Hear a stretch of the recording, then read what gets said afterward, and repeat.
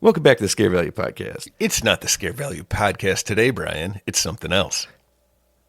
I'm dying to know what you think it is as we're sitting here recording the Scare Value Podcast. It's not for the podcast. It's for the website.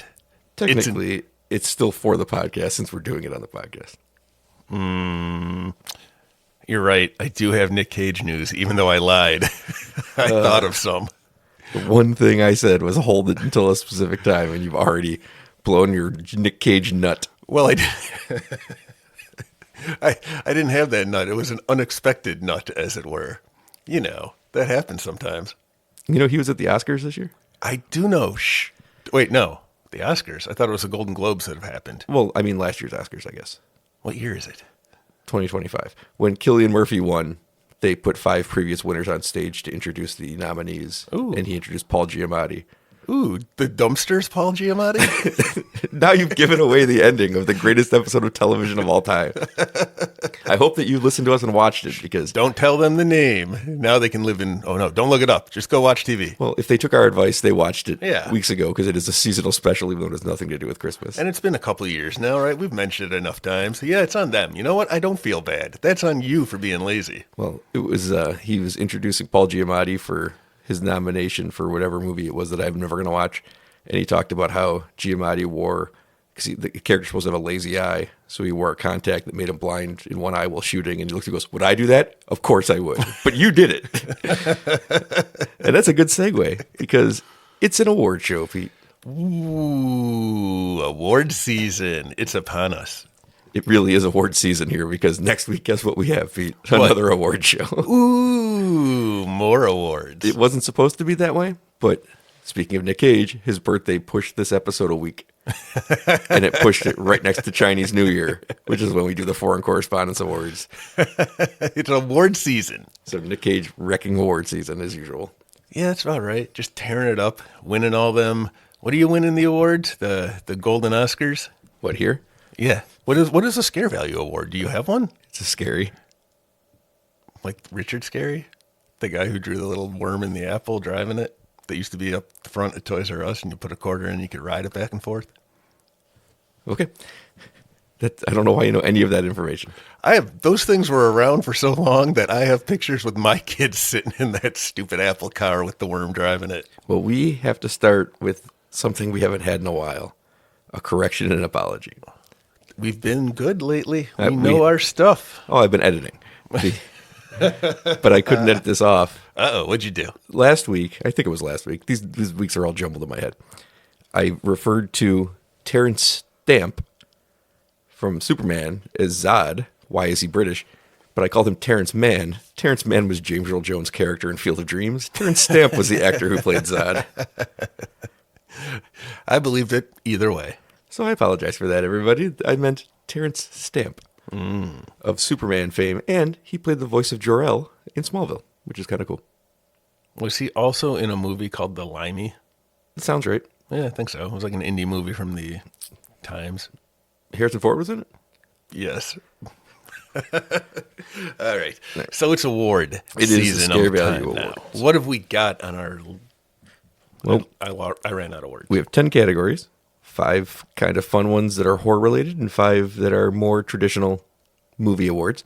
We're gonna do a little different this year. We're gonna pull a cars and shake it up instead of doing the. Yes, I wrote that down. He looked at me like too clean to be out of your head. That was. And he was right. I was judged, and I was judged correctly. And you were found wanting. I thought it'd be fun, and now you've made it not that way. That's also an example of what this podcast is. And we win awards for that. So we're going to do 4 more standard awards first. Then we'll do all the 5 fun ones, and then we'll end with Best Picture because I do like to end with Best Picture. Okay. Okay. That's always it's a classic. It's a classic for a reason. People like the good ones up front, too. And I think the fun ones are the good ones, but people want to know who's the best actress. Is that what they do with the Oscars? They usually start with like supporting actor and supporting actress because you're excited about those. Then you get like 2.5 hours of nothing. Ooh. Then they run through all the good ones. Maybe they stick the writing ones in the middle, which I do enjoy.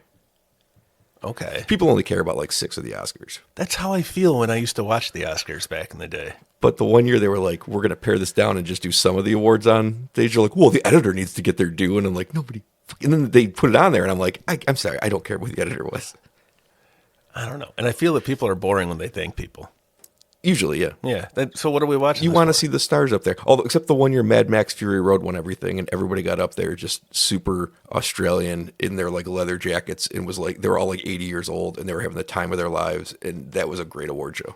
Because every time it was like the costume designer won, and she got up there looking like she just crawled out of an Australian bar. And I'm like, this is incredible.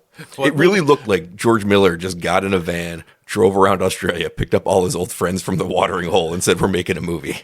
So that was Fury Road? Yeah, that's okay, a great cool. Oscars. All right. The year that Fury Road won every single award it could win, and then was not Best Picture, even though you just told me every aspect of the movie was better than every other movie. But, not all together. When you put all that great together, it's somehow less than its individual part. Correct. So we're going to start with Best Actress. Okay, well, what are the nominees? We're still doing gendered awards because I don't know the way out of it yet. Now, this will one day That's an cause a interesting- problem. And I'm aware of the problem. And Yeah. when the problem happens, I will change the awards. It's just easier to do it like this for me now. Holy shit. Do you think anyone's actually paying attention to that? Like, Now they are, now that I've brought it up. yeah. The Oscars hasn't changed it yet. I'm kind of like, change it into something. Because I do respect the way that the Fangoria Chainsaw Awards do it. They just do Best Actor or Best Performance or whatever. They, Oh, yeah. they throw everybody, but they do nominees of like 20 people. And I'm Ooh, like, that's I want to tough. do categories, and I don't know what the correct categories are. And to be completely honest with you, they're constantly changing, and I don't understand them. I want to respect them, but it hasn't come up yet. well, But for now- now, Best Actress. Well, now you got me thinking, Brian. Well, no, you just go Best Performance, but how do you not have 20 nominees? That's the problem. Right. And you can do supporting and But you're still sitting at 20 nominees. All right, I'm gonna think on this. But who do we have for our Best Actress this year? well, the previous winners, if you're curious, I am curious. were Mia Goth for playing Pearl in Pearl, Okay, that was solid. and Sophie Wilde. I should have looked up who she was playing. Playing Talk to Me and Talk to Me. You know what? I think she plays Mia in Talk to Me, ironically, because Mia Goth won the first year, and I'm pretty sure she plays a character called Mia. Talk to me. Talk to Mia. Talk to the Hand 2. There's a sequel to that coming up. Is there? Yeah, I think it's supposed to be a prequel, too. Is it? Oh, everybody does love a prequel, though. Anywho, I think what I'll do is I'll put these in the order of the ones that I'm pretty sure you saw first. Interesting. I like it when you cater the awards to me. You tailor them just right. That way you can talk about them. Okay. So we I will. have Lupita Nyong'o in A Quiet Place Day One. I saw her in that. She was really good. Feels like it wasn't worth putting them in front. Got to be honest right off the bat. She's in that, and she was good in it. Well, that was covered by the fact she was nominated for the performance. Yeah, it's a good nomination. I think that's good. This is smacks of legitimacy this year, these awards. What do you mean this year? This is the third annual, Third annual. with only two on the podcast. 'Cause you would have been able to figure that out from the two previous winners. Anyway, Lupita Nyong'o, Quiet Place Day One. Really good. I like her. Demi Moore, The Substance. Fuck, that's tough now already. Because she was great in The Substance. I don't know. Those are two good ones. Now, I don't believe you've seen the other three. We have Sydney Sweeney in Immaculate. I haven't, but I've seen her boobs all over the internet. Let's see if the voters put that into account. Okay. We have the movie Mads, which I know you haven't seen. The No. middle section of the movie follows, it changes perspective 3 times, and the middle section of the movie is by far the best. And an actress named Lori Pavey is the lead in that, and she just takes this, as everything's going crazy around her, her quick descent into madness is truly wonderful to watch. Okay. And finally, a late addition to the category when I was putting together the nominees, because it did come out on VOD after seeing it earlier this year on a film festival. The way these work is it has to have been released in 2024. So sometimes I've seen movies at film festivals and then they don't get released this year. Nothing I can do about it. Yeah. This movie did get under the wire, and it's a comedy, a horror comedy if you want, called Mother, Father, Sister, Brother, Frank, about a family who murders the uncle who is trying to blackmail them, and then they have a madcap night trying to cover up the murder and get away with it. Oh. The mother in the movie is played by the Facts of Life star Mindy Cohn, and she is so fucking funny in this movie. It was like one of the best performances of the year, which is why it's nominated. What was it called? Mother, Father, Sister, Brother Frank. It's a fun one. Okay. I feel like I heard something about Mindy Cohn being in something, but Do you know who her husband is in the movie, Pete? Veronica Mars's dad, Enrico, whose name I never look up. Colatoni. Ah, shit, what's his name? He was on, not News Radio, but the other one. Yes, Just shoot shoot me. me. I wish that those were my parents, especially with how understanding they were after this murder happens and how it brings the family together. She's wonderful in it, though. Was Serial Mom in that same vein where the mother just was killing everyone to keep her family together? I think so. I think I got to watch that one again. It's a good movie. Recommended. Okay. So this is, my instinct is to just give it right for, what's her face? Demi Moore, because she's so solid in it. But Lupita Nyong'o's really good. And that's just the two I've seen. So I'm assuming the other three were also solid performances. All right. If it were to come down to two, those were the two I would have it come down to. Oh, the first two, Lupita and... Yes. Those were really good performances. All right. I think I'd still give it to Demi Moore. That's a good call, Pete, because that's who won. Ooh, 1 for 1. I am rocking today. A career-defining performance in the most unexpected movie possible. I agree. We've talked before. I have no problem with Demi Moore, never have in her career. Never thought negatively about her in any way. Never really thought positively either. Just, she's in movies. Sometimes I like them, sometimes I don't. She's rarely the reason one way or the other. She's perfectly acceptable. And then this movie, she's tremendous. Holy moly, tremendous doesn't even start. Every aspect of it, she's great. Yes. She nails so many different emotions too. I give it the biggest recommendation possible. And if you are a Demi Moore fan, just this is the one you've been waiting for her whole career. It's incredible that she made this movie. And it won. We were talking about it winning Golden Globe in the comedy category. Yeah. And it fits. Yeah, I saw people online complaining that it's not a comedy, and her performance is hysterical in the second half, especially. Oh yeah, it rams because it's body horror, it's a comedy. I almost want to say it's musical, but it's not. It's just because it's comedy musical. That's the category. That's why. That's why I thought that it could have been. It could have been a musical. It should have been. There should have been a dance number at the end. They had the chorus girls all there. Yep, that's right. That's maybe why I was thinking it. But all right, that she deserves it. But not to knock any of the others or Lupita Nyong'o, because Quiet Place Day One she was great. If I were a betting man, I would bet that Lupita Nyong'o will once again be nominated in these awards one day and probably win because she's always excellent. She just ran into this year just a once in a lifetime force of nature, whereas Lupita Nyong'o, always great. She is, and it almost works against her that she's always great. It does because I just expect like Jordan Peele movies. I'm like, well, now I just have an expectation. Expectation is some of it because and she always meets it though. She might even always exceed it, but this not by the level of the Demi Moore. And I think I enjoyed The Quiet Place Day One for the script and the story and Lupita Nyong'o, but fuck me, I loved the whole movie that was the substance. So that kind of weighs in on the performance. I think no, it shouldn't, but it does for me. Not that it matters because I didn't give these awards out. It's true. These are website awards. We want to make that clear. My favorite performance of the year was probably the Demi Moore performance, but that's not what I base the winners on. I genuinely take it from what I think is the best. And we talked about this before this podcast started. In 2022, the first award show, the best picture was The Innocents. It was not my favorite movie of the year. No. But it's the one that stuck with me. And here we are 2 years later, and I couldn't even tell you everything for sure that was nominated, but I know that I think about that movie a lot. And I know I made the right call because that's a movie that really is, I don't know, let's say important. It's not important. It's a movie that really resonates. It really resonates. All right. And Demi Moore, it definitely was. That is never going to forget that performance. No, she was great. You can't. And now we're on to Best Actor. Nicolas Cage. We have previous winners, Neil Ward for Feed Me and Lakeith Stanfield for Haunted Mansion, which is it's good that this comes up early because Haunted Mansion is a terrible movie with an incredible performance. It's a cool ride though. I guess I've been on it. It's not as memorable as The Innocents. That's an important thing about this award show that's different.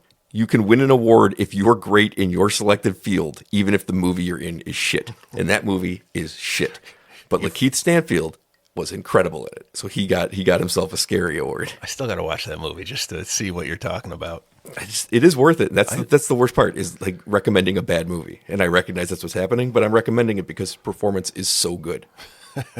And I've always had in my head that those are the performances that should win awards. If you can overcome a bad script, a bad director, a bad effects all around, just a bad idea, and land something like that good, that's more impressive to me than Cillian Murphy being in a movie with all award-winning actors, the best director in the world, the best scorer in the world. Yeah. It's like, I just think it's more impressive that he pulled it off. All right, I agree. No. Our nominees are, from movies you've seen, James McAvoy, Speak No Evil. I saw that. David Dastmalchian, Late Night with the Devil. I saw that too. Nicolas Cage, Yeah, there Long he Legs. is.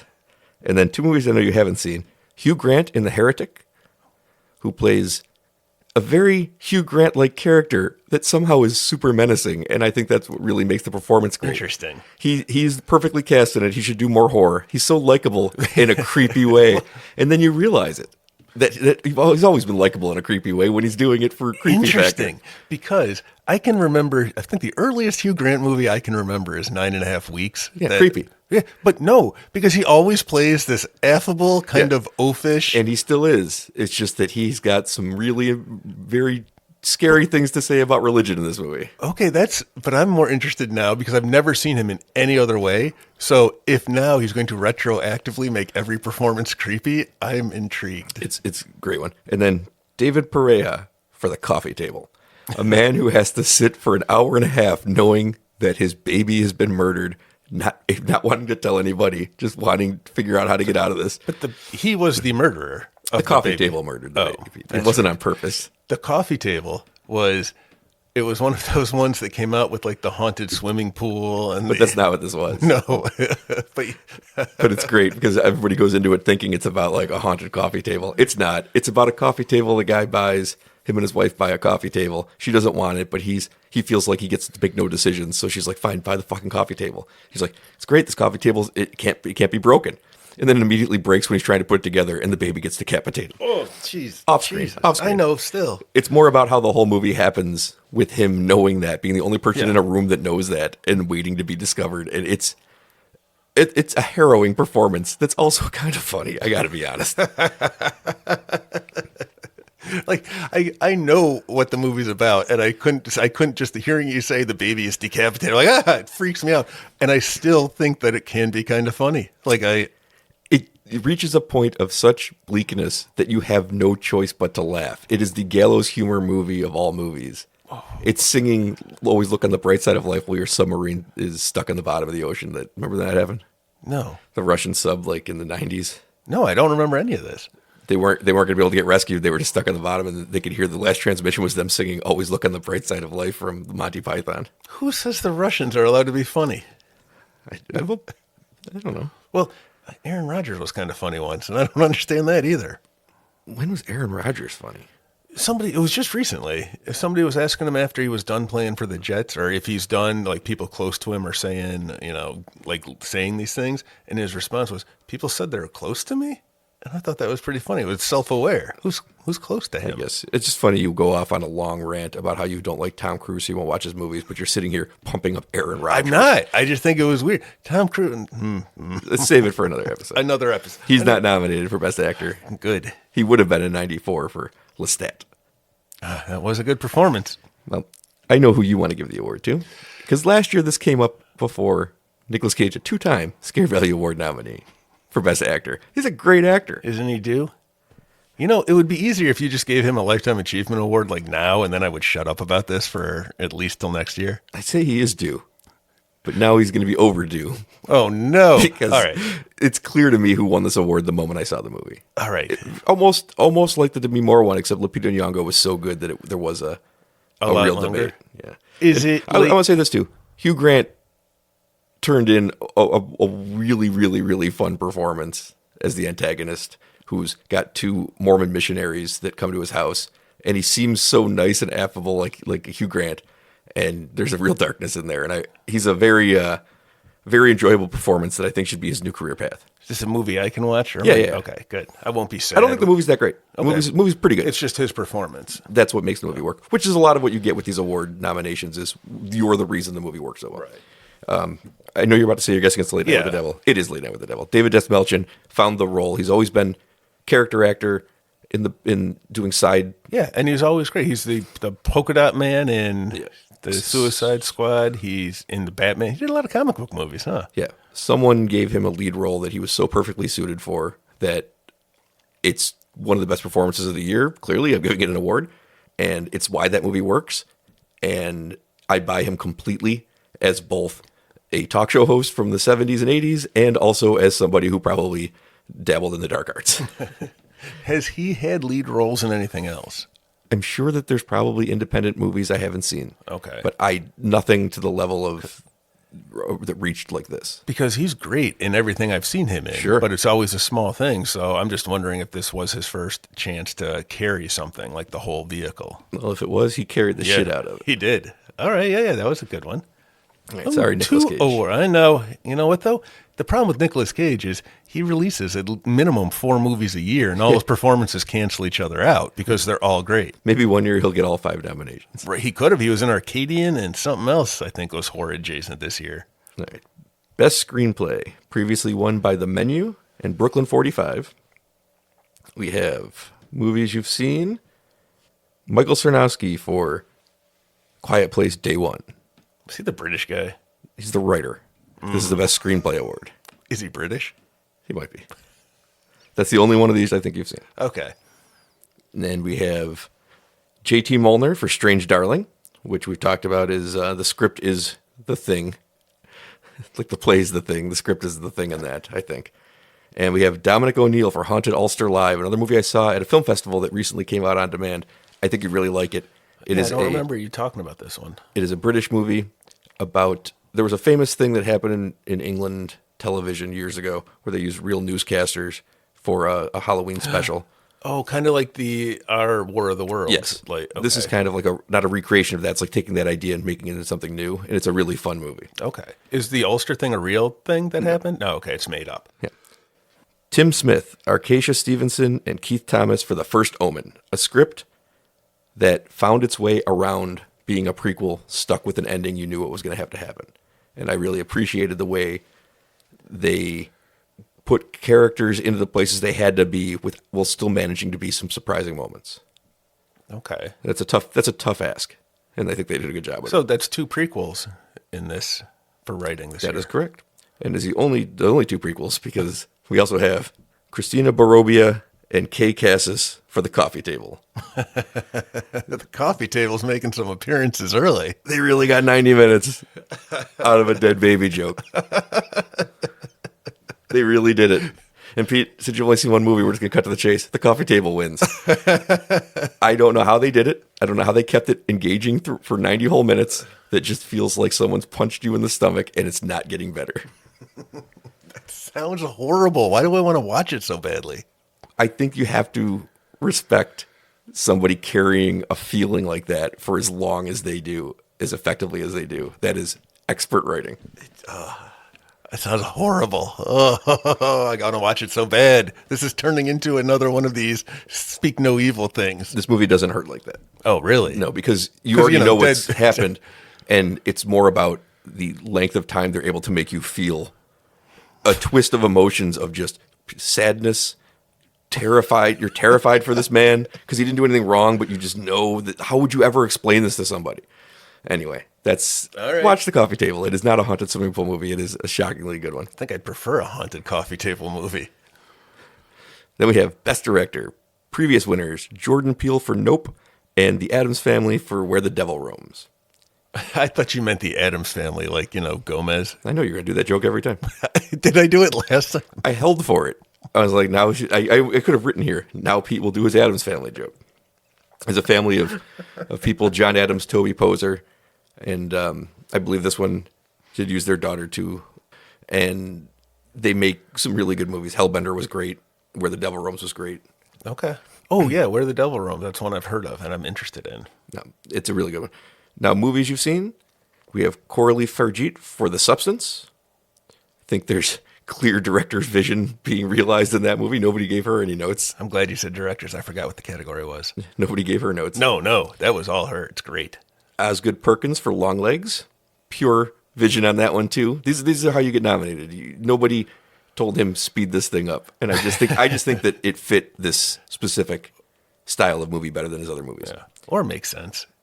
And Cameron and Colin Cairns for Late Night with the Devil, turning some found footage into something more interesting than usual found footage. Very stylish. Very much. Very much so. And I bang on believe that I'm watching found footage of a talk show. And it doesn't even, to me, it's not even intrusive when they go to commercial and they do some cinema verite style behind the scenes. Yeah, no. Around. It all works for me. Then we have David Moreau for Mads and Robert Eggers for Nosferatu. Nosferatu, the movie that hung up the awards and the top 10 lists for everyone this year. Sure did. Now, I don't think we're going to have that problem next year because the only horror release I see on the schedule for Christmas Day is the Paul Rudd, Jack Black Anaconda. I don't think we're going to need to hold Best Picture for... I am already in. What are you talking about? You just giving them award just based on spec? Clearly. You know me, don't like anything more than a Jack Black movie. I don't know how you don't like Jack Black. He's great. It's his number of misses have started to far outweigh his hits. What are you talking about? I think you just don't watch them. I don't. I don't know why I do. Jack Black's track record is like 100%. Every time I've seen him, he's been funny. Wow. You've only seen him in that one sketch from Mr. Show? Or the two sketches. He did the non-committal Jesus one that I love, and he did the Put My Dick in These Holes sketch. Oh, that's right. Anyway, this is always a tough award because the one thing these award nominees always have in common is that they're clearly getting what they wanted on screen. That's why they separate themselves. These movies all feel very much exactly the way they wanted them to look, which is very important to me. It's the David Lynch rule. It's like, who's an auteur, if you believe in such things. And I do. And when you watch Longlegs, if somebody else directed Longlegs, it's not going to look like Osgood Perkins' Longlegs. It's not going to feel like that. And I'll just cut right to it. He made the only good version of Dracula ever made. Oh, no shit. Robert Eggers. Shit. Almost a cheat, though, because I do believe he's like our best director right now. Yeah, you didn't watch The Northman, though, did you? No, I haven't seen The Northman. It's not as interesting to me because it's not horror. Right. Okay. I'm sure I'll like it because I'm sure it's beautiful because the guy makes gorgeous movies that have a specific Robert Eggers feel to them. Mm-hmm. And he does. That's interesting. Okay. I can't ignore what he accomplished with the movie. I think it's one of the best horror productions in the history of the genre, which is what we're rewarding here. No shit. You know I don't like the story. Yeah, you're a notorious Dracula hater. That has nothing to do with the direction. No, it doesn't. I think this is one of the... We talked about Dune, how Dune is too cold to me to be something I like at all or connect to, but I think it might be the best production of a film ever. So pretty, and well acted. Same as this. This is... I don't know that anybody ever made a better horror production than he did for Nosferatu. Interesting. All right, I guess I really ought to watch this movie. I guess. I mean, you know it already. Yeah, but if it's beaten out, fucking... Like The Substance. For Best Director. Yeah. For Best Director. Is that the thing you take away from watching The Substance, is that the director was the star of the movie? Because I think Demi Moore was better. I think the gore effects were better. I think the comedy was better. Nothing against Coralie Forgy. She just got nominated for the award. But she doesn't rank even first on the reasons that I think The Substance worked great. Whereas Robert Eggers is like reasons 1 through 10 for Nosferatu. Oh, okay, I see what you're saying. Yeah, because we're awarding a specific thing, not the movie. We're awarding the director of the movie. Ooh, see, I don't do that. That's why you don't put together the awards. That's why I don't make lists either. I mean, if you were going to give it to someone else, like which movie would you give it to? The Substance? This year? Well, you're not, it's like we haven't talked about it. And I was going to say, and I didn't want to say anything because this is really the website awards and not the podcast. But James Cameron for Aliens was way better than I think Eggers. Just think about that movie being made after the first one. Pete, what the fuck are you talking about? The movie came out in 1986.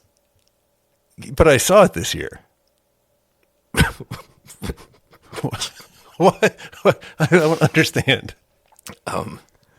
It doesn't change the fact that we came out in 1986. But we watched them this year. I went to the theater and I saw it opening night. And none of the stuff, in fact, Jesus Christ, Texas Chainsaw Massacre 2 wasn't been up yet for anything. But maybe gore effects. I technically can't argue with them. I'm the one person in the world. I'm the one person in the world that can't technically argue with your position here because I too saw it this year. Yes. But No, it's not. It's a 1986 movie. Okay. All right. Have you been sitting here the whole time going, "Where's April Fool's Day"? Kinda. It You're was going to be real mad when we get the best twist. What? Yeah, I don't know what to tell you, Pete. I'm sorry, but it's no. The legitimacy of these awards is starting to come into question. Well, What do you got next? now we're going to take a break A break. to honor those we've lost. Why are you laughing about this? There's a dead baby under a coffee table, and now you've compiled a list of the dead? Listen, it would have been funnier had I made an In Memoriam for the characters we lost. I did consider it. I thought way too much work. Okay. So, So what? This is everybody that we've lost this year? It's not everybody because you can't fit everybody into a 4-minute clip Okay. But these are the horror icons we've lost? if you want. Here's the In Memoriam for 2024. We didn't do this last year because I didn't realize at the time that I was obsessed with death. You made me realize it. And I spent 2 days figuring out everybody who died in 2024, what they're from, pulling some clips, and scoring it to music. So here is 2024 In Memoriam. I thought you were going to say enjoy. Enjoy.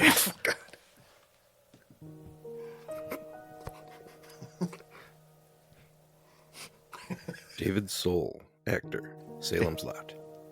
David M.G., actor, Dawn of the Dead. Carl Weathers, actor, Predator.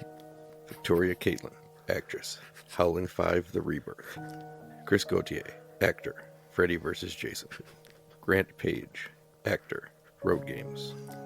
M. Emmett Walsh, actor, Critters. Louis Gossett Jr., actor, Jaws 3D. Donald Sutherland, actor, shut the fuck up. Don't Look Now, and Invasion of the Body Snatchers. It's okay. It's okay. I'm a friend. I won't hurt you. Susan Buckner, actress, Deadly Blessing. Susan Baglini, actress, Jaws. Kevin Brophy, actor, Hell Knight. Tom Bauer, actor, The Hills Have Eyes. Eric Anderson, actor, Friday the 13th, The Final Chapter. Bill Cobbs, actor, The People Under the Stairs. Shelley Duvall, actress, The Shining. It's amazing how fast you get used to such a big place. I tell you, when we first came up here, I thought it was kind of scary. Bud S. Smith, editor, The Exorcist. Yvonne Furneaux, actress, The Mummy, 1959. Whitney Ridebeck, actor, Friday the 13th, Part 6, Jason Lives. Shannon Doherty, actress, Heathers. Roger Corman, director and producer, The Little Shop of Horrors. John Amos, actor, Two Evil Eyes. James Earl Jones, actor, Exorcist 2, The Heretic. How we'd like to be remembered. Gina Rollins, actress, The Skeleton Key. Charles Cyphers, actor, Halloween. You know, it's Halloween. I guess everyone's entitled to one good scare, huh? O.J. Simpson, actor, The Towering Inferno. Ken Page, voice actor, The Nightmare Before Christmas. Barbara Lee Hunt, actress, Frenzy. Chris Christopherson, actor, Blade. Terry Garr, actress, Young Frankenstein. Tony Todd, actor, Candyman. You are not content with the stories, so I was obliged to come. It's good stuff. He sounds creepy. It's good stuff. Be my victim.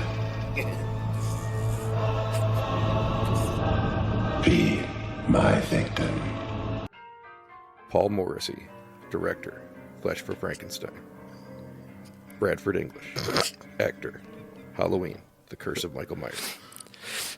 Jonathan Hayes, actor, The Little Shop of Horrors. Michael Villela, actor, The Slumber Party Massacre. Richard Lewis, actor, Vamps. Olivia Hussey, actress, Black Christmas.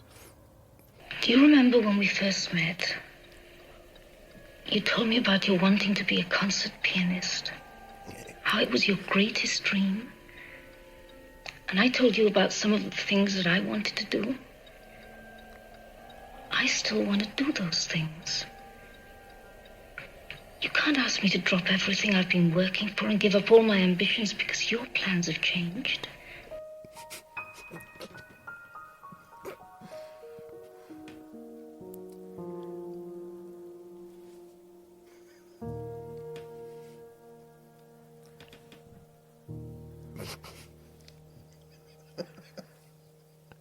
You were very disrespectful during that entire thing. Holy Jesus. You enjoyed that way too much. I don't know that I've ever seen you smile as much as I just watched you smile. I don't know what you're talking about. Did you catch the musical change there? I did. That is Peter's piano from Black Christmas. I thought it sounded familiar. He was a concert pianist, you know. Oh, he wanted to be. I heard that in the clip. That's where I heard it. I did not know it while watching the movie. Don't know why I spent 2 days making that, but I did. Well, I know why. Because there's a reason you gave an award to the movie where a baby dies and you watch it for 90 minutes. I don't know what you're talking about. Now we have Best Gore Effects. Ooh, always a fun category. I've got some ideas in my head already. Who do we got for our nominees? Previous winners, which one of these awards you're going to realize the order that we're doing it when you ask for the nominees and I give you the previous winners. Previous winners, The Sadness and Project Wolf Hunting, not about werewolves. Boo. We have The Substance. That's a good one. It's the only one of the 5 you've seen, I think. Oh. We have In a Violent Nature, which is the movie from the point of view of the killer. That's not actually true. It's not first person. Oh, I thought that it was. No, it's over the shoulder, third, like Resident Evil style, third person. Interesting. I don't like first person for movies. I like them for games. I don't like it for porn either, actually. I just feel like it's requiring too much of me. I'm not a fan. I agree with that. I'm laying there already for a reason. Don't get all athletic on me. Why am I involved in this? Clearly, I'm not going to be standing up. Like, get the fuck out of here. Smile 2, which really upped the gore from the first one, and it was very high-level gore. Stop motion, little meat puppets. I like the idea, and I like stop motion. And Terrifier 3, all practical, all the time. And the first 2 have been really solid. Oh, neither one of those won, huh? An award. Well, the first one came out in the You 2016, sure? I think. So you don't retroactively award everything for every year? And it did lose to The Sadness, the Terrifier 2. Okay. And the aptly for Terrifier 2, The Sadness. So, but good news, Pete. Terrifier 3 won this year. Did it now? It did. What? That wasn't... okay. Okay. Oh, you haven't seen it, so I don't know how you could have that big an argument. But The Fly wasn't even a nominee this year. You can see, but it was... I get that the substance... Like, I thought for sure The Substance was going to take it, but The Fly was easily up there because it was first. And it's so good. Like, that was creepy. Where do I start? The Fly was not the first movie to have gore effects. That's where I feel like that's the appropriate place to start. It's the first one I saw this year that did. It didn't come out this year. Opening night in the theater, you were with me. For anyone who doesn't understand this rousing going on, Here. we spent most of 2024 in 1986. So unlike his usual nonsense, I do feel conflicted that I do understand his point of view on this one, his first person point of view. It's the only person I have. Because I was there too. That's right. Well, I guess it could be your point of view. It could have been, but I did this in a way that made sense. This is the 2024 awards. But I didn't see a lot of the movies in these awards, but I did see a lot of the movies that you're not nominating now, even though they came out this year. You saw more movies from 1986 than you saw from 2024. That's actually a fact. But I saw them all this year. I feel that we're missing the important part here. This is the year-end awards of shows that are movies that came out this year, and I have seen them this year. It's not Ipso a personalized pro award show. quid. Do you want to do a 1986 award show, Pete? Can I? Oh my gosh, because I've already got it down with Ken for our foreign correspondent awards. Well, we're going to have to give some separation between these episodes. I got to work. Or we could just scrap Ken's and do the 1986 awards, I guess. I got to work on some 1986 awards. All right. We'll do it Oscar week. All right. Sounds good. Because it's so a that month means or so. that means I have to scratch all of these that I have listed as movie potential awards for this award show. I don't know why you brought a list in the first place. We're just reading off the website. Scarevalley.com. I always have a list. All right. Well, I don't even know how to follow up on that. Well, the next category.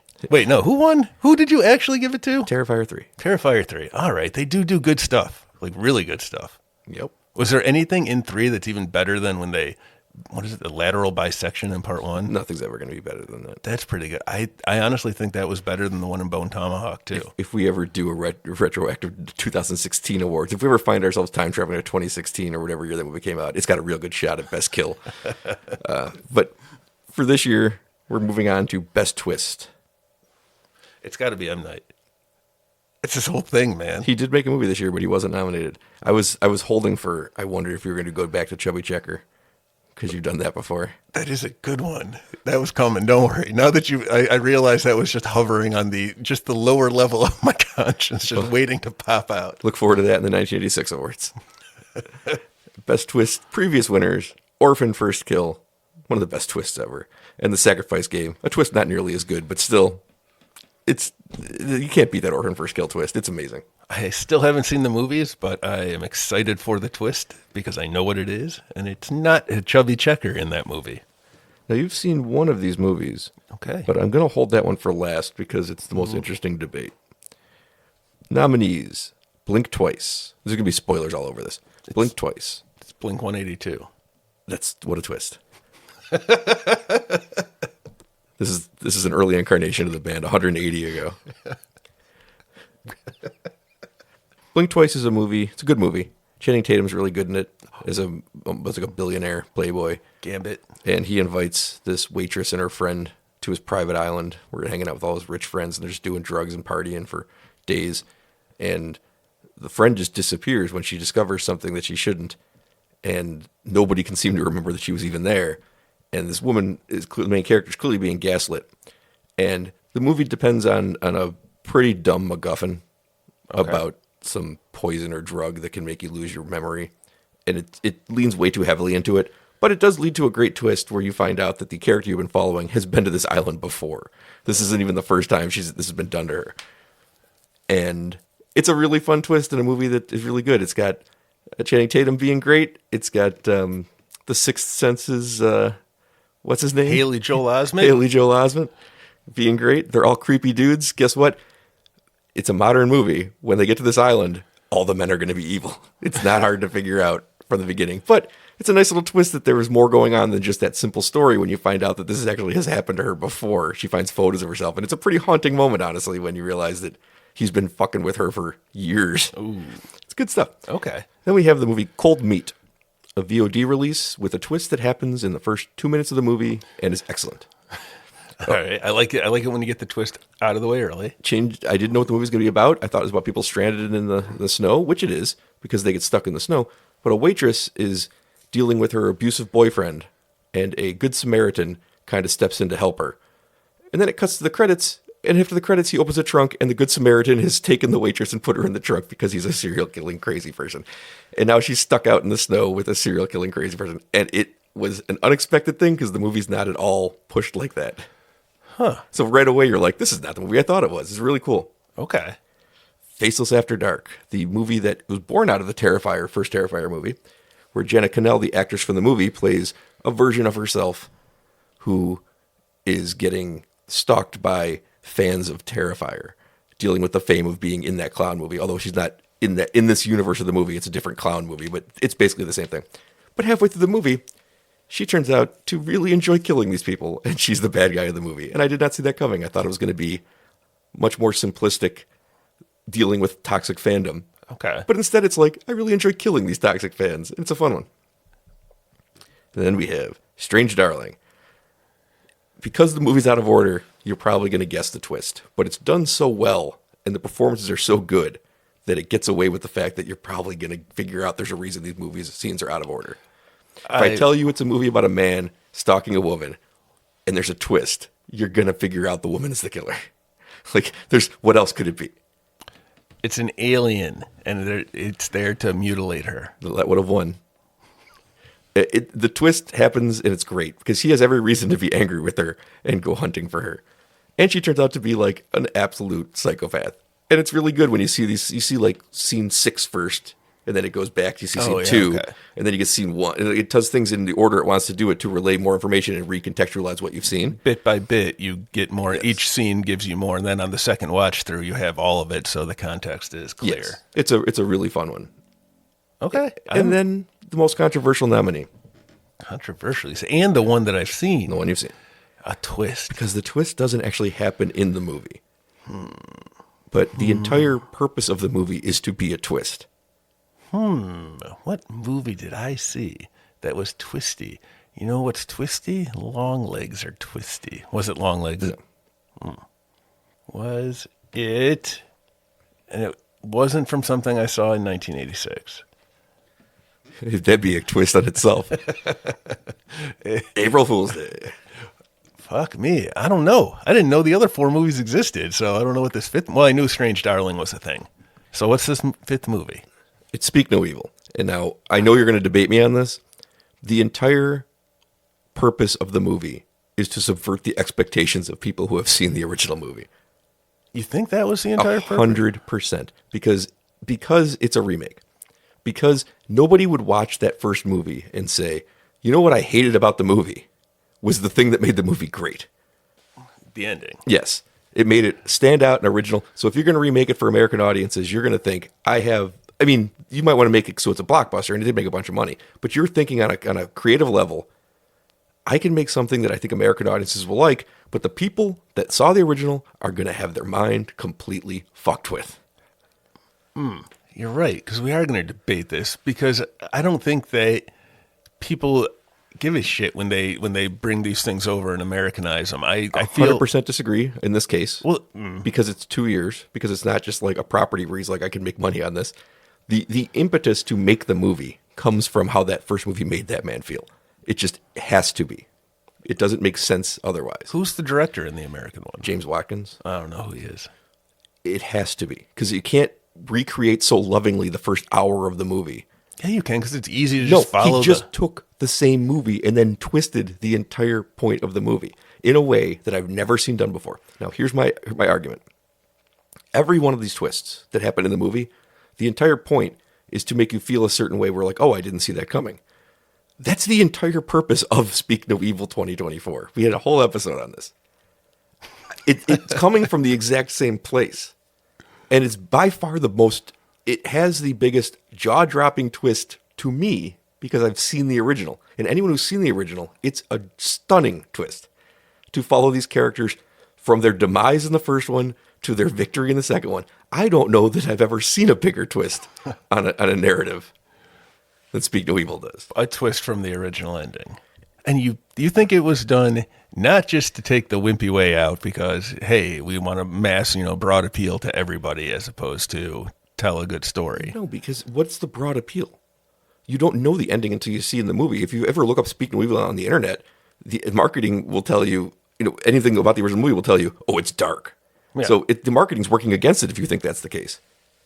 He went back in time and saved these people's lives. That was his entire purpose. Well, that makes sense. It's happened before. Yes, it has.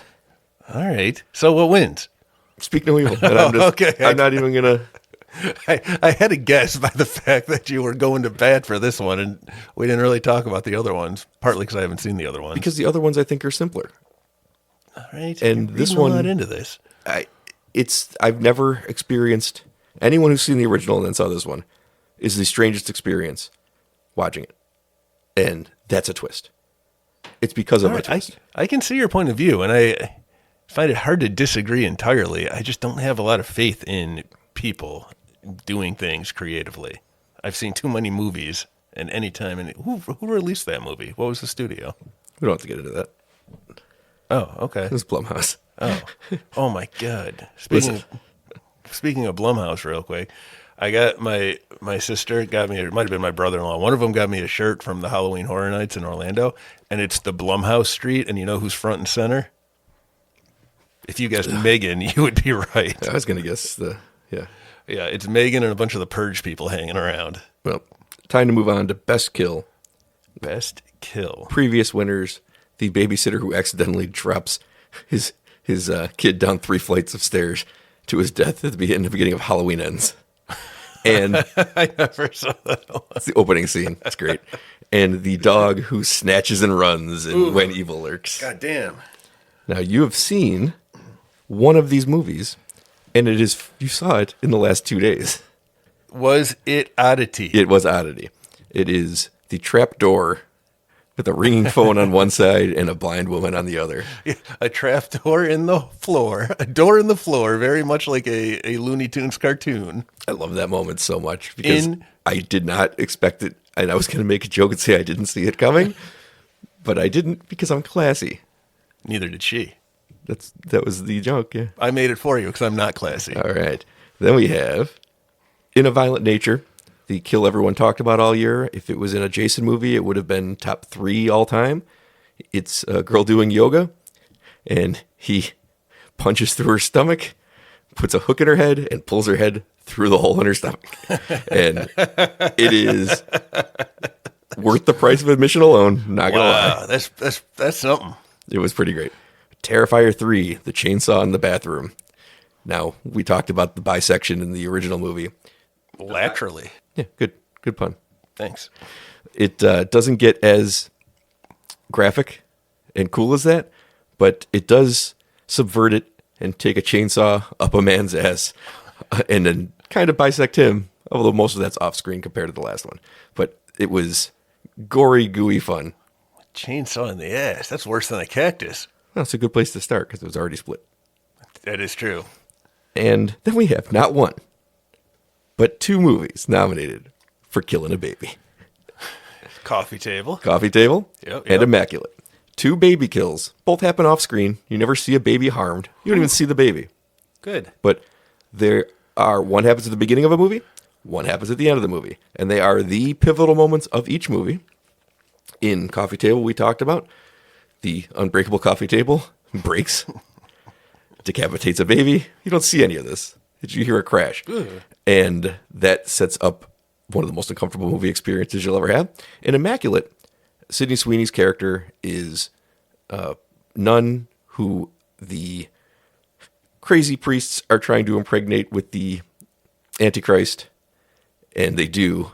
And when she gets away at the end, she gives birth in one of the most harrowing scenes you'll ever watch. Set in a mainstream movie theater and watch mainstream star Sydney Sweeney screaming at the camera, covered in blood, spit everywhere, for like 2.5 minutes, watching everybody be forced to watch this uncomfortable, pure horror scene.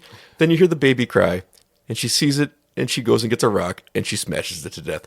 The moment in the movie that makes it impossible for me to look at The First Omen and give it all of the applauds that other people might, because both movies are essentially the same story, but Immaculate goes farther because it can. It doesn't have something that it's beholden to. The First Omen can't do it. It threatens it, but it can only do it to a point. Whereas Immaculate did it. 'Cause that's what you do, right? If you have an Antichrist. That's what you do. Right. You drop a rock on it. That's how you stop these things. Gotta give full credit to Sydney Sweeney, who went back and got this movie. She read the script when she was younger. Now she had the power to go get it made. She had the writer rewrite it to age her character up because it was written for her when she was younger. Yeah. She got it into theaters. She used all of her stardom to get this passion project, which was a horror movie, off the ground and presented one of the great horror scenes of the year. But it didn't win because the In a Violent Nature one, you can't fight the can't fight the tides on it. Everyone agrees. There's a reason. It's pretty great. The chainsaw in the ass, I think, was the thing that was closest to it. Next. We did give it best gore effects for that, basically for that scene, maybe in particular. Okay. All right. That's pretty solid then. It really makes me want to watch A Violent Nature. I think that it's a debate about fun versus effectiveness. For the movies, the most effective kill was the Coffee Table or Immaculate. Yeah. But okay. that yoga kill is the most fun kill of the year. It is. It's the best. I feel like best kill has to have an element of fun. It's just inherently a fun category. You can't go for like, oh, it makes you feel the best way, or this was the most emotionally poignant death of, So far, the awards agree with you because I gave it to a kid dropping 3 flights out of nowhere stunningly, and I gave it to a dog snatching grab. Me. That wasn't fun though. That was terrifying. That was the most fun. Well, we're on to Best Final Girl with previous winners Noah from Fresh, and Bryn from No One Will Save You. And our nominees for movies you've seen are none. Ooh, You've seen none of these. interesting. So we have not one but two, Sister Paxton and Sister Cecilia. We have a Mormon missionary and a Catholic These are nun. two separate movies? Two separate movies. Okay. Heretic and Immaculate. Good year for religious horror, honestly. They did some new stuff in the religious horror realm for a change, which was nice. First Omen, too. They did some fun new stuff in the religious horror There's section. not But a deep well. Two. Yeah, two. One nun, one missionary. I thought you said there were two. Why is there one nun? One nun, two? We have Oh, you were counting backwards. Two, one, nun. we have Gretchen from Cuckoo, who is a character who figures out there's something wrong right away and spends the whole movie with nobody wanting to listen to her, and she's trying to get away, and then she has to go back and save her little sister. And it's a very much more traditional final girl role, I think. Okay. Denying your place there, and then accepting your fate and going and being a hero. But it's probably the best traditional one of the year, to be honest. And then we have Wakaba from Love Will Tear Us Apart. We talked about this previously. Which one was that The one? final girl who finds herself in that situation 3 different times in her life. Oh, right, where everyone gets murdered around her, Yes. and she's always the final girl. And it's so unique that it had to be represented, but it doesn't really have the normal final girl stuff going on, which is a positive in some ways, but it only gets you to a certain An point. untraditional final girl? Then we have previous nominee and runner-up, Sienna Shaw, who was nominated for Terrifier 2 and is now nominated again for Terrifier 3. She just lost out to Noah. She was the front runner, but then fresh, I thought about it. She uses her wits in a way that other characters really don't. It was really impressive to seduce the great Sebastian Stan. And, Sienna Shaw was a mythical level final girl. And she is again in this, except now she has PTSD, so you get like a much more well-rounded character even. And boy, it sucks that she lost again, because the problem with this movie is it doesn't have an ending. Terrifier 3. It doesn't have an ending. Okay. It just stops at a certain point to be picked up again. The battle will continue. So she's going to have another shot at this. And if she ever gets to finally just end this thing, You know she's going to die in part 4, and so she won't be the final girl. It's possible. And then it's going to be Art the Clown who's the final girl. it's very possible, because you build the thing around Art the Clown, not Sienna Shaw. Right. But I think they'll do what they always do. They'll kill him and figure a way out. But so she couldn't win. So who did? Immaculate, because Oh, the Sydney Sweeney one? yes. And that scene was the best scene. She does go through kind of a traditional one, I guess. She doesn't realize she's being used when she uncovers these things. She gets up and fights back. She starts killing priests. It's pretty great. But that last scene it's the best scene of the year in horror. Except for maybe The Substance. Now I'm thinking about the third act of The Substance, and I'm like, maybe it's not the best, but it's up there. Right. Okay. So good for Sydney Sweeney, and more celebrities that are becoming giant superstars should use their clout to make There was low-budget no- horror movies. Yeah, for sure. There was no final girl in The Substance. No, So it there was a can't final be. face. But even that didn't last. That's true. So the end. All right, so that was final. Sydney Sweeney takes it, huh? Sister Cecilia. Sister Cecilia Sweeney That's right. of Butcher Street, I- the Demon Street, the Demon Barber of Fleet Street. I want to give her all the credit in the world, because this was the same year that she busted out in the biggest way in that romantic comedy with Anything But You. Anyone But You. And she did Madam Web to get Anyone But You on screens because they didn't want it. And that movie made billions and billions of dollars and made her a star and made her a fortune because she produced it. But she took some of that producer stuff the time she was doing, and she went back and made this low-budget horror movie too, because she wanted the role for herself. Okay, that's cool. And it's a very non-Hollywood performance. She's a nun. She's not wearing makeup. She's not, she's screaming and bloodied, and it's, going through hell, and then she crushes a baby to death. It's not your standard. Again, that last scene sitting in the theater was one of those few scenes where people are sitting in the theater feeling really uncomfortable, because the camera's just on her face as she's screaming and giving birth to the Antichrist, and then she smashes it with a rock. You don't get stuff like that in mainstream cinema. And it is cool. It's what we've talked about before, like Jamie Lee Curtis. Anyone who has become bigger in Hollywood but still has this strong affinity for horror, I just think is fun, and they're not embarrassed about it, especially when they do it early on in their careers and they then go on, to something else. Yep. So that's it's Cool. a good movie. All right. Then we have Best Killer. Art the Clown won in 2022 for Terrifier 2. And the mother from Evil Dead Mother, Ellie from Evil Dead Rise. She was pretty solid. She's great. One of the all-time great Evil Dead characters. I think the second best Evil Dead character. Is that controversial? I don't think so, because you got Ash and That's then it. who? Yeah. She is the most memorable of the Deadites. Fucking great. Is She's she the fucking first great. Deadite with its own? Well, no, because I No. guess if you take the series. Yeah. Mia was one in another Mia. Mia was one in the 2013 movie. She was a Deadite for half the movie. She was great. And like she'd be third. It's just that her character, because Mia's great, but fuck, Ellie's great. That mother in Evil Dead Mother is amazing. It's kind of a new direction for the Evil Dead franchise, the way they did it. We got 2 movies coming out. We just don't know when. Of what? Evil Dead. No shit, I didn't know that. They have interesting directors attached to them Okay. too. They're trying to find these independent horror filmmakers and giving them shots at it. But nominees this year from movies. Let's do movies you haven't seen, All right. because that's 4 of them. We have Johnny from In a Violent Nature, clearly a movie from his perspective, an experiment that mostly works. And we have from the movie Terrifier 3, another nominee for Art the Clown, trying to go for 2 for 2. Two Pete. Trying to go for 2 Pete's. And for a movie called Little Bites, Agyar the demon who sits in a room and slowly eats a mother to death. He's great. A soft-spoken monster, emotionally controlling and torturing a woman by threatening to kill her child if she doesn't let her eat pieces of her skin every day. It's great. Oh. It's a good movie. Barbara Crampton shows up in it too. Hey. And Heather Langenkamp. It's got some of my favorites. From the movie Mr. Crockett, the Huluween original. Emmanuel Crockett, psychotic children's show host. Oh, I think I've heard of this one. It's not a great movie, but his performance is top-notch. Very fun. What was his name? Emmanuel Crockett.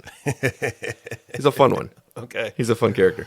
And the guy's leaning all into it. Gotta love it. And then Dale Longlegs Cobble from Longlegs. Was that his name? Dale Cobble. I didn't know. I thought his name was just Longlegs. I was playing a game with Fred the other day where it's like a 20 questions on the phone, an app that just makes like, was your character in a movie or whatever? It couldn't figure out Longlegs. Nice. All right. So that's a good one. Okay. That's another Nicolas Cage nomination. Hey, I almost forgot to give you my Nick Cage news, but I'll give it to you later if you want. I have Nick Cage news. Okay, good. I'll get that later. So who's next? Those are the 5 nominations. Oh, that was it? That was 5? Yeah. Oh, man. Johnny from In a Violent Nature, Dale Cobble Longlegs, Agyar from Little Bites, Emmanuel Crockett from Mr. Crockett, and previous champion Art the Clown back for another one. Now Art the Clown is getting eliminated again because no matter how good he is, and this might be the best he was in any of the movies, to be honest. There's no fucking ending, and it bothers me. Got under your skin, huh? Yeah, you need endings. A bee in your bonnet. That's why a burr in your saddle. No matter how much people want to argue with me, and I don't care that it's not as good of a movie. I like Return of the Jedi better than Empire Strikes Back because Empire Strikes Back needs neither a beginning nor an ending. It's cheating. It's cheating. Yeah, it's fair. It's just the middle. And I recognize it's the better movie, but it's not the one that there's no payoff to this movie. And all right, who takes it this year? Pete, it finally happened. What finally happened? Nicolas Cage is a Scare Value Award winner. Really? For his crazy version of his mother he plays. in Longlegs. In Longlegs. Look at that. I think an official Scare Value winner. Officially a Scare Value winner, finally. That's, a quick knick-knack fact that's brand new. That's the most prestigious award he's ever won. I agree. That's going to be a Cage quiz soon. What is the most prestigious award Nicolas Cage has ever won? I got some Nick news for you. Lay this. I've got some too. What's your Nick news? I thought that was your Nick news. Maybe it is my Nick news. Nicolas Cage recently as I saw it at least, I don't know when it's from because I just clicked a link, named the 5 best scripts he's ever read. Ooh. The 5 scripts he got where he said, I have to do those movies. I understand this character. I know how to play it. And this movie was meant for me. Do you want to know those movies, Pete? I really do. It'd be funny if I never told you. Yeah, it would, because I'm not going to look them up. Vampire's Kiss. Okay. Raising Arizona. Adaptation. Dream Scenario. And Leaving Las Vegas. Interesting. Yeah. That's not the 5 I would have guessed. Now, you notice he had a 5 best movies he's made before. Those weren't the 5. So you see the difference. He also understands the difference between what you're awarding for best film and best screenplay. Not following you there, Brian. All right, go ahead. My Nick news is a little more apropos of these awards that we are upon. I can't believe I didn't have this before 2 seconds before we went to air. He was apparently on the Golden Globes of whatever year we are in, 2025. Mm-hmm. And the little caption at the bottom of his name, the little facts or whatever they give about actors, it said, Cage has a pet crow named Hoover, who lives in a geodesic dome in his Las Vegas home. That was what they put up as Nick Cage was doing whatever Nick Cage does. Interesting bit of controversy. So my mother just sent me an article about Nick Cage and his pet crow, and I'm 90% sure that from previous Nick Cage news, his crow is named Hunan, not Hoover. Maybe that crow died. No, I don't think so. Maybe I he had a believe that different his crow. name is Hunan. Maybe he traded crows at the crow swap shop. The crow swap shop? No, you don't. You don't know about the crow swap shop? No, you bond for life. We've been trying to get rid of those, like having dogs in stores that you buy from. No. It's all No, but that's where I bought all my dogs. No, see, you're part of the problem. That's why you go to these crow swap shops. You don't do that. It's a commitment. A crow is a commitment. I've had to go outside twice today to feed different sets of crows, or the same crows. I don't know. Haven't had to do any of that. I believe there's a petition going around town asking you to stop. Every year I get this letter, and every year I got to explain to these people. Pete, are you ready for the big award? I'm ready for the big award. Bigger than Best Killer with Nicolas Cage? I thought that was the big award. I thought we were done. There's more? The Best Picture of 2024. You've Okay, seen 4 of the 5. 4 of the 5? What's the one I'm missing? Previous winners. Not going to be today. It's not going to be today. Previous winners were Always next year. the Innocents from Norway and 1986. Previous winners were we can't do previous winners in 1986, I guess. Previous winners, The Innocents from Norway and Godzilla -1 Yeah, from fan Japan. favorite. It is a fan favorite. Are we going to stay foreign, or are we going to come back home this year? Pete, all 5 awards are English-speaking movies this year. The Racist. streak will end. I just gave an award to a Norwegian movie and a Japanese movie. Racist. I am racist. The Best Picture nominees for 2024 are Late Night with the Devil, Longlegs, Nosferatu, A Quiet Place Day One, and The Substance. Now, interesting side note. No movie has ever won 2 Scare Value Awards in the same year. Now, Late Night with the Devil already won one. Longlegs already won one. Nosferatu already won one. And The Substance already won one. So if that pattern were to hold, it'd be good that Lupita Nyong'o lost, because A Quiet Place Day One has nothing to show for the year. Well, that has to be it then, right? The streak is over once again, because one of the other 4 movies won Best Picture. All right. I think the best picture of the year was Nicolas Cage. No, it was The Substance. That is my pick. You are correct. Hey, I got them all right this year. Now, I believe it was co-produced in France, so the streak is somewhat still alive, even though it's an English-speaking movie. It's the first English-speaking Scare Value Award winner for Best Picture. I have no arguments against that. I think that's a really, really good pick, and it's a lot of fun. And if you remember last year, Godzilla -1 just came out of nowhere to take it from Talk to Me, which had it all year, which is an English-speaking movie, even though it's Australian. But foreign movies have done traditionally very well in these awards. New Zealand, I think. Yeah, New Zealand, you're right. No, there was kangaroos. There's always kangaroos. I think it was Australia. They talk. I'm pretty positive it's And Australia. they're all named Jack. Still pretty positive it's Australia. You might be right. I just think everything comes from New Zealand now. Yeah, I don't know why, because Lord of the Rings? Yeah, it might be that and Taika Waititi. Oh, yeah. Well, The Substance, New Zealand's export, The Substance, is Best Picture of 2024. It was a movie that got early buzz. I think it screened at Cannes Film Festival or something. And it had early buzz, but nobody would ever really tell you why it was so good or interesting. Right. And then you see it, and I'm so glad nobody told you. Because experiencing that third act, just the most unexpected third act you could possibly have in a movie that is dabbling in some horror elements early, but it's not like it gets. The body horror is real. It is gross. It is. Oh, It's using boy. it to tell the story of an aging actress trying to hold on to fame in her youth. And nobody expects the third act to go so far off the rails in a great way to become like a trauma movie. Like it turns into the Toxic Avenger, and you don't expect that at all. And that's 2 movies this year, like I mentioned with Immaculate, where somebody goes and makes a movie with a big star in it, Demi Moore. You don't expect this in a Demi Moore movie. And you're watching the movie, and my question was, did she read the third act? Because did she know this was going to happen, like when this movie becomes what it is? And both times, if you want to go see the new Demi Moore movie, you want to go see the new Sydney Sweeney movie, you don't expect to get what you get. And I really love that they talk about subverting expectations. Yeah, it's what you're casting in these movies. Couldn't those be twists then? Are we missing? What's the story twist? I'm just saying it's a twist. You're saying there's a twist on the movie itself, or It's still a story twist. is it? Yes. You're right. It is. I know I'm right. I got to make sure. I'm not doing these off the cuff. I put a lot of thought into this weeks ago. Yeah, but sometimes your thinking is faulty and illogical. Name 7 times. All right. You like Star Trek better than Star Wars. That's true. You claim that you like ketchup, and I don't think I've ever seen you eat ketchup in my Well, life. but you're wrong in that one, so that's a weird one to put on me. Nope. All right, that's 2. Shit. 2 and one of them's wrong. You were right. I got here today and you said 2 things that were correct right away, and you were right. That was the end of your run. I told you I didn't want to do the podcast today because I used up my allotment of being correct, and I don't want to sound foolish on the radio or whatever. The 2 things he said were, "You're here," and "It's cold." But he got them both right. And that's it. I'm done for the day. Lest anyone think you said some profound things that were correct. You said, "You're here" when I got here, and "It's cold" when we were outside. And then I'm done. I don't know why we're doing this. That's the awards in the book. I think the clear highlight was listening to the In Memoriam. Why did I find that so funny? I made it. Why did I find it so funny this time? You really seem to enjoy it, too. Something about listening to me deadpan those names just cracked me up badly. Because I forgot. I listened to it when I edited it, and I had to layer the music on the bottom of The it. time you spent to make this. I had to layer the music on it. And so I've heard it before, but somehow this time listening to me deadpan these names was the funniest fucking thing.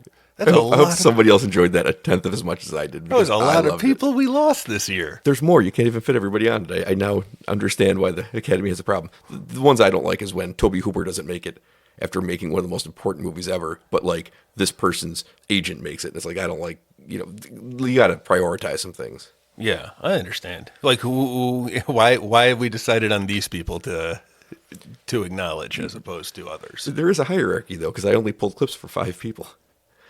What's the hierarchy? Just clips you wanted to put in? No, I took what I think are the 5 biggest ones. Not the biggest names. James Earl Jones is a bigger name than Charles Cyphers, but the biggest ones for horror. Shelley Duvall in The Shining is a huge one. Olivia Hussey's gigantic. What was? Tony Todd. James Earl Jones was for what? Exorcist 2. You don't think that was a big one for horror? No. Tony Todd, gigantic one. Donald Sutherland starred in 2 of the biggest horror movies of the 70s.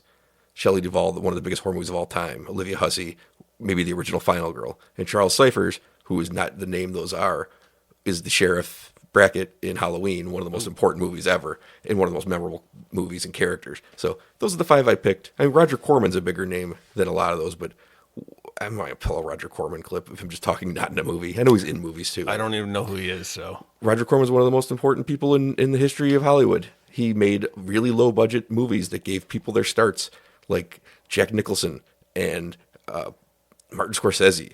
And like the number of people who got their first break because Roger Corman made like 80 movies a year for nothing is, I don't think anybody had more influence on creating an entire generation of Hollywood than Roger Corman did, possibly 2 generations. Okay. Low budget, independent horror producer who found really talented people nobody knew. And the list is kind of insane. When he died, people were putting around people who got their starts in movies, and it's legitimately ridiculous how many people you would know, people who went on to be acclaimed, got their start in Roger Corman movies. All right. So he was what, like 60s, 70s? I think even before. He was like Even 94 when he died. He was active forever. Okay. So I want to say that the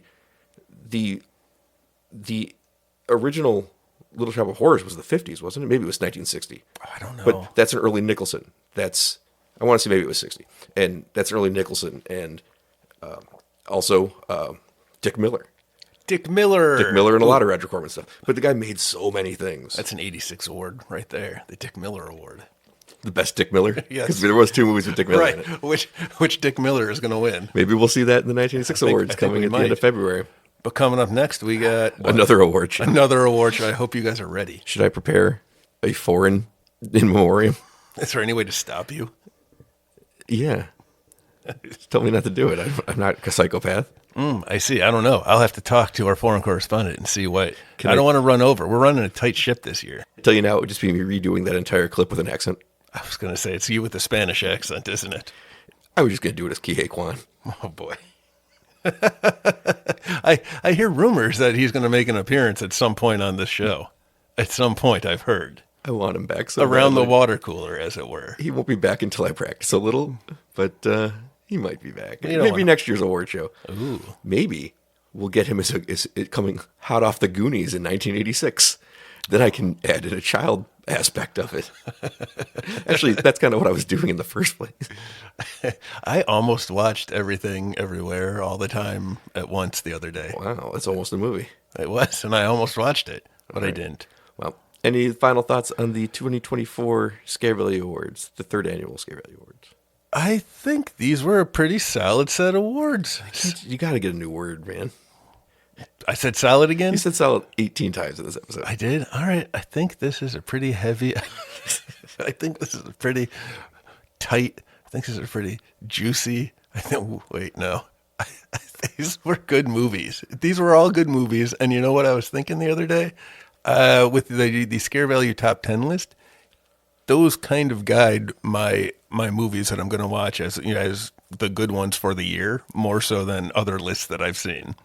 So I think I value your opinion, Brian. That's what I'm trying to say. I don't think that the Scare Value list is very out of line with the regular lists. You don't think so? No, I've looked. I look after. I don't look before. Okay. I look after. I make those determinations. I look after too. And the Bloody Disgusting list in particular every year seems to match up pretty good with mine. Oh, no kidding. They were the only other outlet that gave Godzilla -1 and was like, it's a fucking horror movie. And they're the only other one that had the balls to do it. All right, then I take back what I said. Yep. They had different orders for things, but, you know, Substance, Late Night with the Devil, Mads even, like that stuff all got on those lists. All right. Well, never mind. You know what? You watch enough horror movies, the good ones always rise to the top. Like with soup.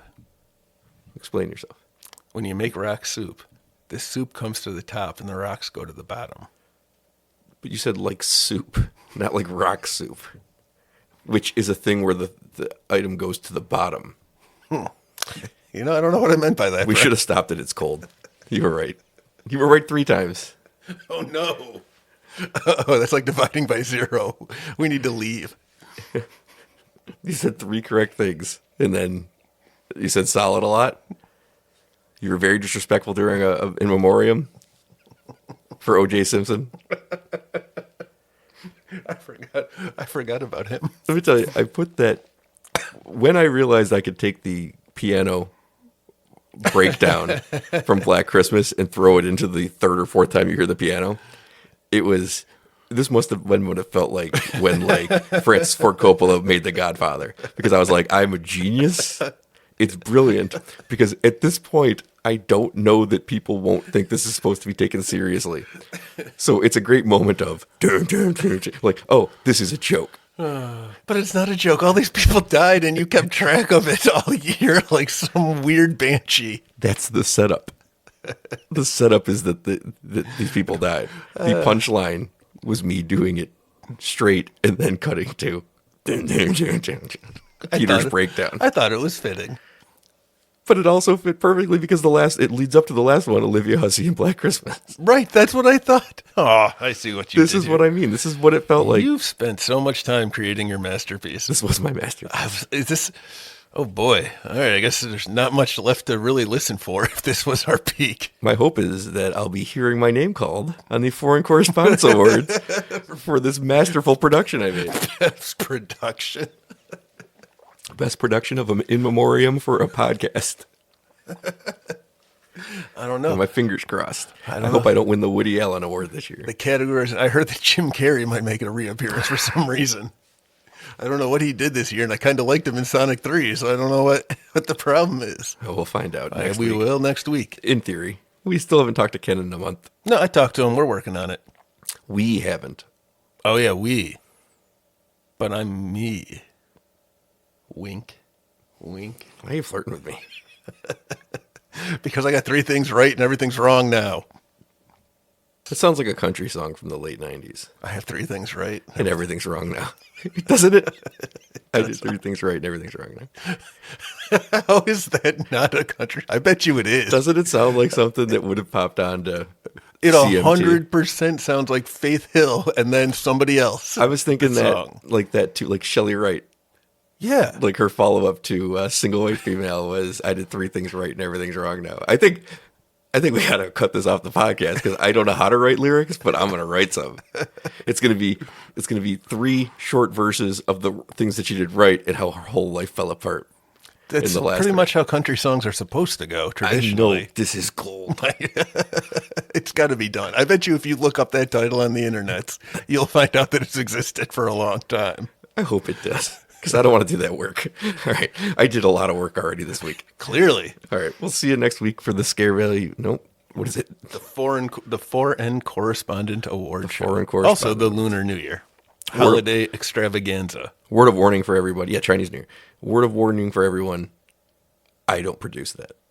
So you're not going to get this revelation of an In Memoriam. I want my credit, goddammit. Well, we'll have to see what the production value of the Foreign Correspondent Award Show is like. The one that you sat down and said, Ken has requested applause. Can you make that happen? I just meant for you to clap. Like, Oh, right? You can do that if you can't get all fancy with it. I see. Saboteur. j'accuse. All right. We'll see you next week.